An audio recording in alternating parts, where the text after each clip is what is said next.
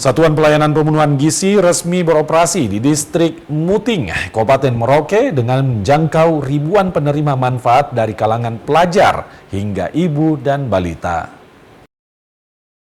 Pemerintah memperluas jangkauan program makan bergizi gratis di wilayah terpencil di Kabupaten Merauke. Koordinator Wilayah Kabupaten Merauke, Koirun Nisa, bilang SPPG di Distrik Muting di Alfasera SP4 kini telah beroperasi dengan melayani 2.200 pelajar, ibu dan balita. Selain di Muting, pemerintah juga akan menambah SPPG di Waan, Boha, Pahas, dan Selau. Keempat wilayah tersebut merupakan daerah kepulauan yang harus ditempuh dengan penyeberangan laut. Survei tahap awal pembangunan SPPG baru kini mulai dilakukan. Ya, jadi untuk di Muting itu dia melayani kurang lebih 19 sekolah karena memang seluruh Muting itu distrik Muting itu dia melayani, dia posisinya itu untuk SPPG-nya itu dia ada di Alfasera 2 di SP4 dia posisinya. Jadi memang untuk penerima manfaatnya itu sudah sampai di 2.200 sekian.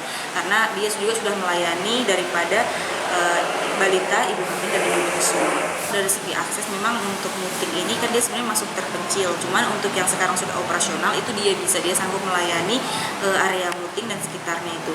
Tadi kemungkinan juga tetap akan ada karena memang ada 4 titik di Muting yang menjadi SPPG terpencil, itu diantaranya di Wan, Boha, Pahas, dan juga Selau. Itu memang pulau-pulau dia terpisah dan itu sementara ini sedang proses survei untuk pembangunan SPPG.